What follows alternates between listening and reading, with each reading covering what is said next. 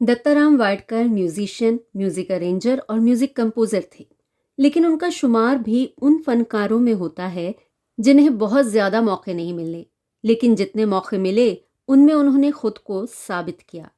उनके तबले और ढोलक की थाप पर हम थिरकते हैं, झूमते हैं, बिना ये जाने कि वो उनकी उंगलियों का कमाल है जिसने कितने ही मशहूर गीतों को रिद्म दी और अमर कर दिया। उन गीतों के साथ साथ संगीतकार दत्ताराम के बारे में जानने के लिए वीडियो को पूरा देखें और लाइक, कमेंट, शेयर करना ना भूलें। साथ ही इस तरह के वीडियोस को देखने के लिए चैनल को भी जल्दी से सब्सक्राइब कर लें। हरा है समा, हम तुम है दोनों यहाँ। मीठी मीठी बातों से बचना जरा, दुनिया के लोगों में है हाले दिल हमारा, जाने ना बेवफा। दत्ताराम वाडकर का जन्म 1929 में गोवा में एक गरीब परिवार में हुआ था। 1942 में वो अपने परिवार के साथ मुंबई आ गए। कहते हैं मुंबई के अपने शुरुआती दिनों में उन्होंने डॉक्स पर भी काम किया। एक बार वो अपनी माँ के साथ कहीं गए थे जहाँ उन्हें एक गुरुजी मिले। उन्होंने उनका हाथ देखकर कहा कि हाथ तो बहुत अच्छा है, क्या तुम तबला सीखोगे? और उन्होंने हाँ कर दी। अगले ही दिन गुरु पंढरीनाथ नागेशकर ने गंडा बांधकर उन्हें अपना शिष्य बना लिया।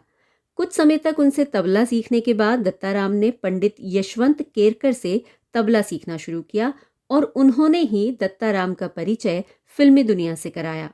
उन्हीं के कहने पर दत्ताराम ने संगीतकार सज्जाद हुसैन के साथ काम किया, लेकिन वो काम सिर्फ 3 महीने चला और जिंदगी वापस उसी रूटीन पर आ गई। दत्ताराम को तबले के अलावा कसरत का बहुत शौक था और जहां वो अपनी एक्सरसाइज करने जाते थे वहीं पर संगीतकार शंकर भी आया करते थे, जो तब तक संगीतकार नहीं बने थे, संघर्ष कर रहे थे। एक दिन शंकर ने वहां तबला देखा तो बजाना शुरू कर दिया। उनके तबले की थाप सुनकर दत्ताराम बहुत इम्प्रेस हुए और उनके मुंह से अनायास ही निकला वाह वाह। और तब शंकर को पता चला कि वो भी तबला बजाते हैं और शंकर भी दत्ताराम के तबला वादन के कायल हो गए। इस तरह दोनों में दोस्ती हो गई। इसी के बाद शंकर ने उन्हें पृथ्वी थिएटर्स बुलाया और उसके बाद वो अक्सर पृथ्वी थिएटर्स जाने लगे। पृथ्वी थिएटर्स में उनकी मुलाकात हसरत जयपुरी, शैलेंद्र, राज कपूर, जयकिशन जैसे कई लोगों से हुई। ये सभी उस वक्त तक अपनी जगह बनाने के लिए संघर्ष कर रहे थे और पृथ्वी थिएटर्स में साथ में काम करते थे। धीरे धीरे दत्ताराम वहाँ के माहौल, फनकारों, कलाकारों से अच्छी तरह परिचित हो गए। कभी कभी उन्हें तबला बजाने का मौका भी मिल जाता था। पहले नाटकों में इंटरवल के दौरान आर्टिस्ट लाइव परफॉर्म किया करते थे। पृथ्वी थिएटर्स में उस दौरान राम गांगुली सितार बजाते थे, रामलाल शहनाई और शंकर तबला। लेकिन जब दत्ताराम आए तो शंकर ने अपनी जगह दत्ताराम को तबला वादन करने को कहा और उसके बाद से वो तबला बजाने लगे। सोचिए कितना हेल्दी एटमॉस्फेयर होगा वहाँ कि अपनी जगह सौंपते हुए शंकर को कोई इनसिक्योरिटी नहीं हुई। आज तो हम ऐसे लोगों और माहौल की कल्पना भी नहीं कर सकते। जब शंकर ने जयकिशन के साथ जोड़ी बनाकर संगीत देना शुरू किया तो दत्ताराम उनके ऑर्केस्ट्रा का हिस्सा बन गए और कुछ समय बाद उनके सहायक। बाद में तो उन्होंने शंकर जयकिशन के लिए म्यूजिक अरेंजर का काम भी किया। दत्ताराम जब खुद संगीत देने लगे थे तब भी वो शंकर जयकिशन के साथ जुड़े रहे।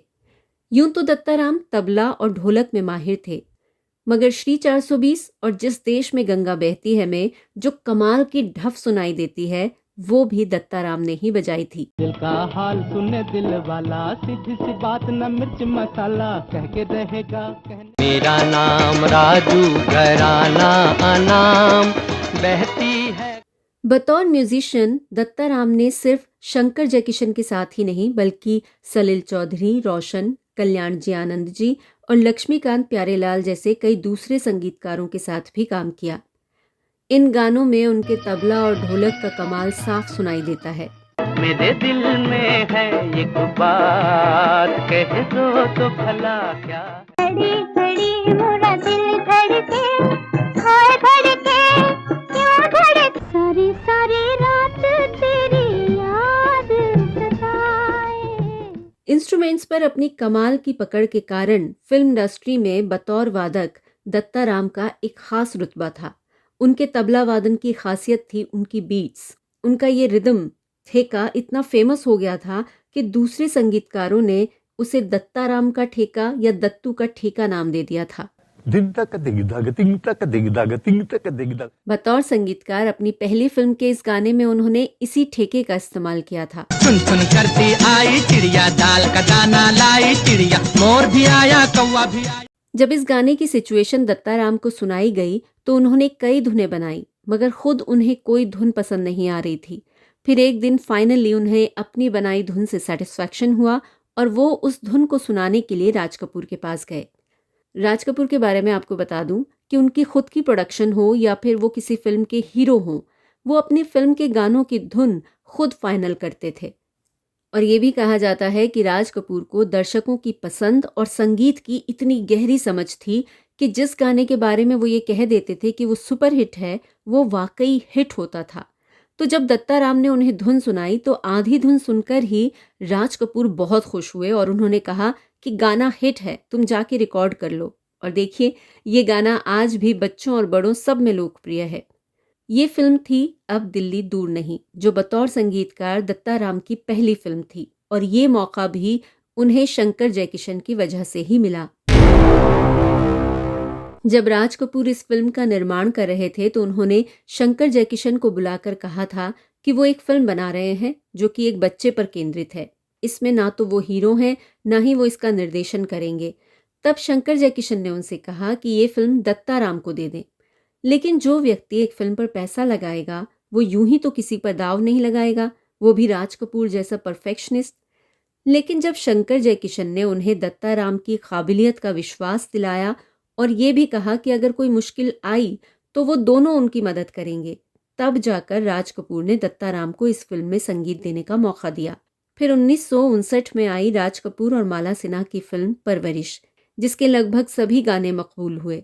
और आप देखें, इस फिल्म में हर फ्लेवर का गाना है। मामा ओ मामा ओ मामा मामा मामा, घर वाले खाए चक्कर, ऐसा है अपना चक्कर। परवरिश में दत्ताराम की बनाई धुनें इतनी शानदार हैं कि जब लता मंगेशकर ने श्रद्धांजलि नाम की एल्बम में दूसरे गायकों और संगीतकारों के गीत अपनी आवाज में गाए तो उन्होंने इस फिल्म का मुकेश का गाया सैड सॉन्ग भी शामिल किया। आंसू भरी है ये जीवन। कैदी नंबर 911, संतान, श्रीमान सत्यवादी, काला आदमी, फर्स्ट लव, डार्क स्ट्रीट, जिंदगी और ख्वाब, नीली आंखें, जब से तुम्हें देखा है जैसी फिल्मों में दत्ताराम का मधुर संगीत गूंजा। वो सभी गाने मेलोडियस थे, मगर फिल्में बहुत ज्यादा कामयाब नहीं हुई, इसीलिए दत्ताराम का सितारा भी नहीं चमका।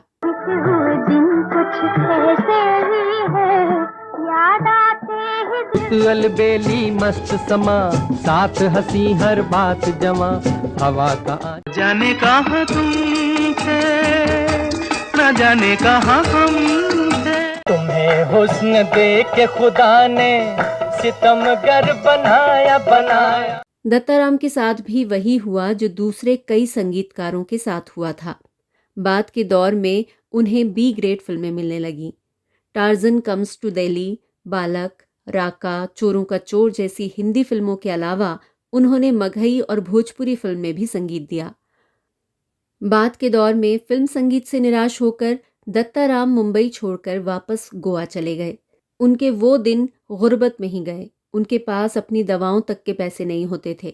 उनकी किडनी में स्टोन था, मगर पैसों की तंगी की वजह से वो उसका ऑपरेशन नहीं करा सके और 2007 में इस दुनिया से चले गए। हालांकि दत्ताराम अपने वक्त के दूसरे कई संगीतकारों से ज्यादा भाग्यशाली रहे, क्योंकि उनके हुनर को सभी ने सराहा और उन्हें कुछ अच्छे मौके भी मिले। मगर दुखद ये है कि कुछ संगीत प्रेमियों को छोड़ दिया जाए तो ज्यादातर लोग आज उनके नाम से वाकिफ नहीं हैं। लेकिन दत्ताराम का फिल्म संगीत में बहुत बड़ा योगदान है, जिसे हमेशा याद रखा जाएगा।